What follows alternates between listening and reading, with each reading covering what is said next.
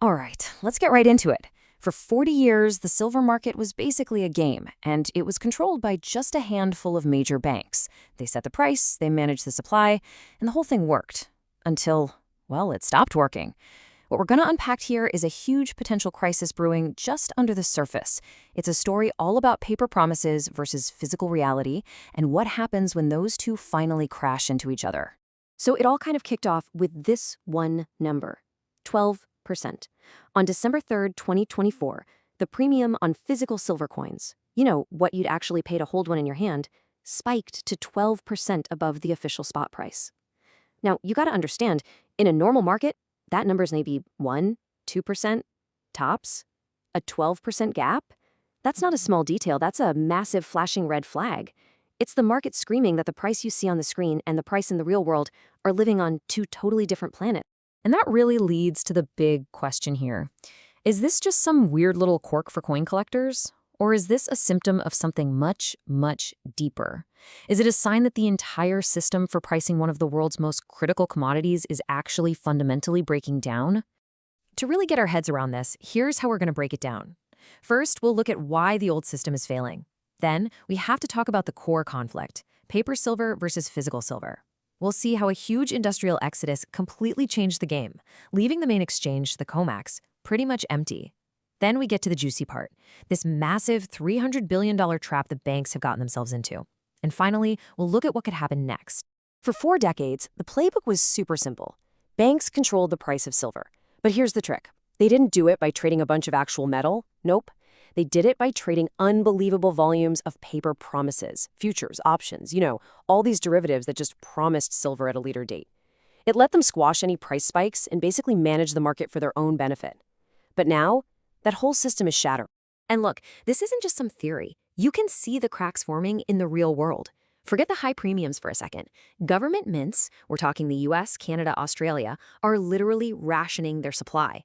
A dealer might order 100 coins and only get 20. And then they have to wait weeks, even months.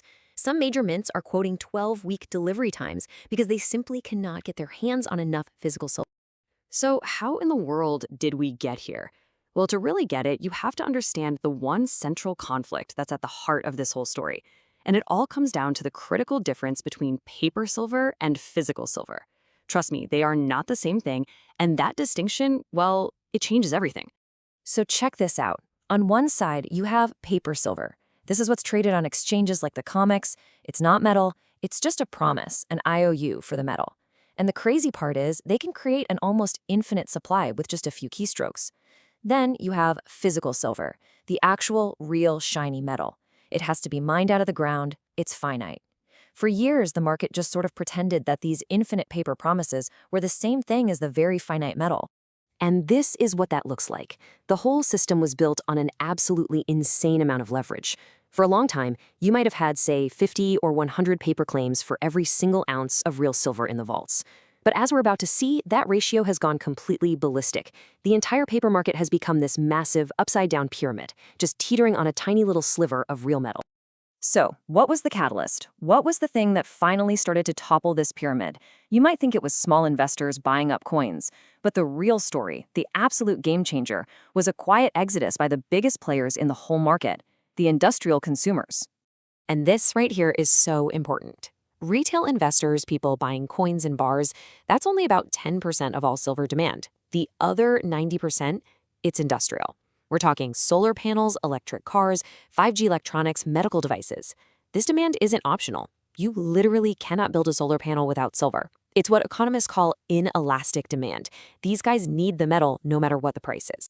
So these industrial giants started seeing the delays and the rationing. They realized that the paper price on the COMEX didn't actually guarantee they could get the physical metal they needed to run their factories. So they did something that probably terrified the banks. They started bypassing the exchange entirely, going straight to the mining companies to lock down long-term physical supply. And they were often willing to pay a premium to do it. And the consequence of this industrial exodus was immediate and severe. The physical silver that was supposed to be backing the entire paper market just started disappearing from the exchange vaults. And the scary part? It wasn't being replaced. Just look at how dramatic this collapse has been. Registered silver is the category of metal that's actually available for immediate delivery. Back in 2020, the COMEX had 200 million ounces. As delivery requests started to surge through 2022, that number just fell off a cliff. By December 2024, it had plummeted to a shocking 11,000 ounces. That's not just a drop, that's basically a rounding error. It's practically gone. And that brings us to the punchline. With only 117,000 ounces of deliverable silver left, but over 600 million ounces of paper claims against it, the leverage ratio has ballooned to an almost unbelievable 5,000 to 1. Let that sink in. For every single ounce of real available silver, there are 5,000 paper promises. The system isn't fractionally reserved anymore. It's functionally unbacked. So what happens when a physical delivery market like this just breaks? Well, a brilliant analogy is the oil crisis back in 2020. Remember when the price of oil went negative? That happened because there was way too much physical oil and nowhere to store it. People literally paid you to take it. Silver is the exact opposite. The problem isn't too much supply, it's a critical lack of supply. And when that system breaks, the price doesn't go negative. It could theoretically go infinite, as everyone scrambles for metal that simply isn't there. This whole situation has created the ultimate trap. The very banks that got rich by suppressing the price for decades now find themselves on the completely wrong side of the biggest trade in the market. They are caught in their own game. And the trap they're in is a classic short squeeze. It's when investors who bet on a price going down, the short sellers, are suddenly forced to buy the asset to cover their massive losses. All that frantic buying creates a feedback loop that just drives the price even higher, even faster. And the scale of this bet is just staggering. A report from the Bank for International Settlements, that's like the central bank for all the other central banks, estimated that global banks are holding over $300 billion in short positions on precious metals. That's the size of their exposure if prices spike violently. They are short a market where the physical supply is literally disappearing. So this sets the stage for a potential crisis that could easily spill over from the commodity markets into the entire financial system.